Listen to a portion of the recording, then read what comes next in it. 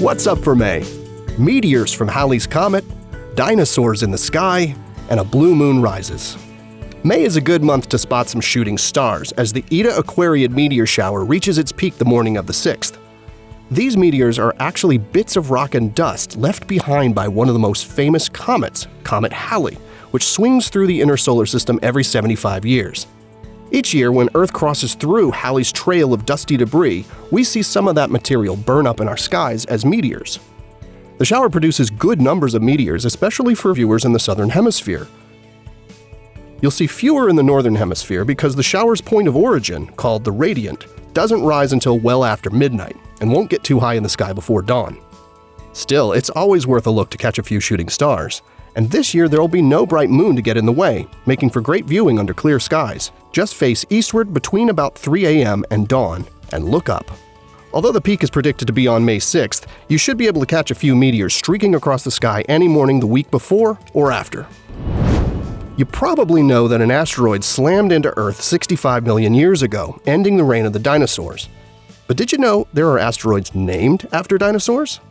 A handful of the more than 20,000 named asteroids are named for types of the extinct reptiles, and 2 of them make their closest approaches to Earth in May.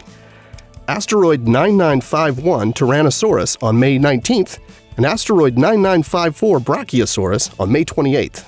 These ancient space rocks are too faint to be seen without a large telescope. They're residents of the main asteroid belt between Mars and Jupiter, and never come too close to Earth. But there are plenty of asteroids out there that do, which is one reason why NASA searches for, tracks, and explores asteroids, to be better prepared if we ever find one that might pose a threat. The full moon on May 18th will be a blue moon. Usually there are 3 full moons in each season, but occasionally there are 4. Historically, the 3rd full moon in a season with 4 full moons is called a blue moon. A blue moon doesn't actually look blue, but they are kind of rare. On average, they occur about every 2.5 years. May 18th also marks the 50th anniversary of the launch of NASA's Apollo 10 mission to the moon in 1969. It was like a dress rehearsal for the first moon landing, setting the stage for Apollo 11 and that one small step just 2 months later. Here are the phases of the moon for May. You can catch up on all of NASA's current and future missions at nasa.gov. That's all for this month.